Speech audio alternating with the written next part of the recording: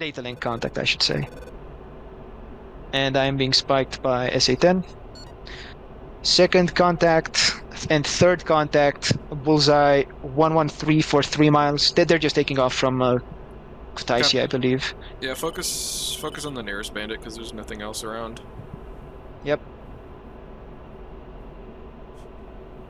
I will turn to a cutoff heading on my bandit of about 230. Oh, I just died? I'm going to get it.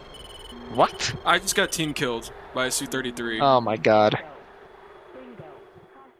Alright, welcome back everybody to some more DCS, and this time around I've got some footage from some two-ship stuff with Rosetta, a member of Alamo, brand new member of Alamo, the team that I run, and we're on Growling Sidewinder's public server, the public PvP server, just doing some F-16 stuff, focusing on some training, some two-ship training here. Not the best environment for team stuff, but if you kind of isolate yourself like we're doing here, you can kind of see us on the HSD, more off to the south than the, you know, big jumble of stuff. You can kind of pull people away, kind of single out targets. Now, one of the good lessons that I actually want to teach here is targeting, who to target, right? Especially on GS, where you can get a lot of jumbled up messes of fights happening with, you know, dozens of aircraft fighting each other, slinging missiles, people turning hot and cold. You end up wasting a lot of missiles on targets that are just already defending another guy, or, you know, just are at the end of their timeline and they're just going to turn cold. So one of the ways that I teach my guys to target people is with an acronym that I created, or at least I believe I created, called RAAT. R-A-A-T. Stands for range, altitude, aspect, and targeted, in that order. So that's how you pick a target, right? So you go down the list in there. So you want to look at the closest contact, right? Obviously, you want to go after the closest contact because if it's close, it's the most dangerous to you typically. Then you look at altitude, right? Because if say you have two contacts, like those two contacts on the radar, you know, they're roughly the same altitude or range, but the altitude is different. One is a little bit higher than the other, right? So you obviously want to focus on the higher altitude one. Then, after that, you look at aspect, right? Hot, cold. One of those guys was hot, the other guy was kind of flanking right, or one of those guys was cold, the other guy was flanking right. So you obviously want to target the one that's more nose on to you, right? Because he's the most threatening, he can turn in and shoot at you. The other guy, he's going to turn cold, maybe he turns in, but not as likely. Right, and then lastly, you look at targeted, right? So if a bandit is already being looked at, you double check that, be like, okay, well, you know, even though this guy is the most dangerous, he's already being targeted by a friendly, so I'll just go ahead and take a defensive posture and look for another target, right? So that's my checklist in my mind when I'm picking up targets and prosecuting them and determining what to actually shoot at. So that's one way you can actually look at this situation. So obviously we had those guys that were closer, but we decided to switch targets to those much higher two-ship back there, and Rosetta and I shot at the same time. We got a nice clean double kill there in this clip. It was very, very picture perfect. So yeah. Copy. A splash 1, F-18. Copy. Yep, splash 1, F-14. Alright, so let's hook turn. Alright, and in this clip, I believe this is a different flyout. No, it's actually same flyout. This is a pretty good textbook dragon bag here, where there was just a guy, I think it was an F-15, who was just hugging the deck for some reason. You know, a lot of noobs like to just hug the deck, thinking that mountain crawling will save them. It's not going to save you. It never will save you, unless the dude is also fairly low altitude. So we're recommitting in here. And we spot this guy. You can see him on the HSD right there. He's all by himself. He's low altitude. So instead of just charging in towards him together and doing like a standard timeline, what we can do is we can guarantee the kill by performing a bracket into a dragon bag. At 6,000 hot. So Rosetta there calling him out. You can see his targeting line, targeting him. I'm going to keep my scan out looking for other targets. And shortly here, I'm going to call a bracket. Now, obviously, you know, we don't have to worry too much. You know, we're just going mill power here, cruising straight at him because he's at 6,000 feet, right? Like AIM 120C at 6,000 feet is not dangerous. It really isn't. So here's the bracket call. For us, bracketing is just, you know, max gimbal limits, both of us pointing opposite directions. He's going left, I'm going right. And we just wait for him to bite off on one of us. And the dude, you know, obviously, he bites off on one of us. If he was much higher altitude, we'd have to bracket much earlier. We'd have to do a different tactic just because he could actually shoot at both of us with a pretty deadly missile. But the dude's, you know, he's chilling in the low altitude area. Right, hugging the deck. He can't possibly employ on both of us and have that be an effective missile at this kind of range, which right now is about 20 miles. And you can see me calling that. Yeah, I'm still being spiked. Yeah, you can hear me calling out that he's biting off on Rosetta. Rosetta, you know, confirming the fact that he is actually being looked at. Neither.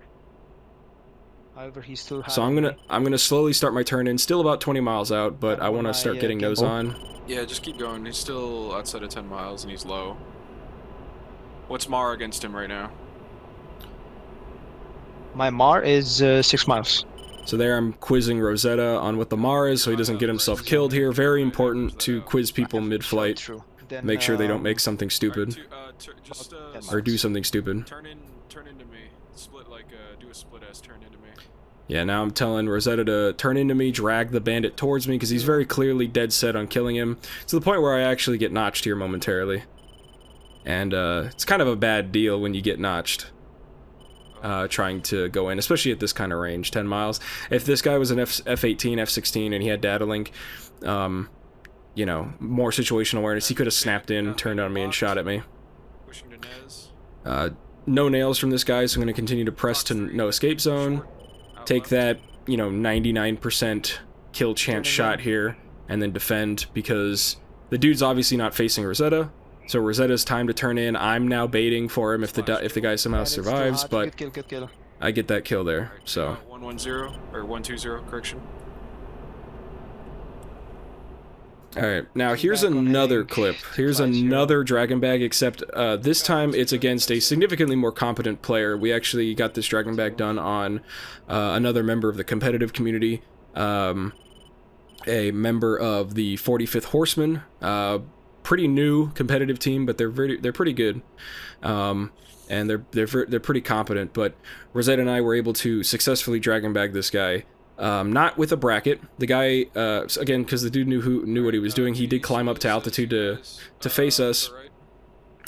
So right now we're just heading in for the, and this is the initial pass here. So you'll see the guy actually starts climbing. Yep.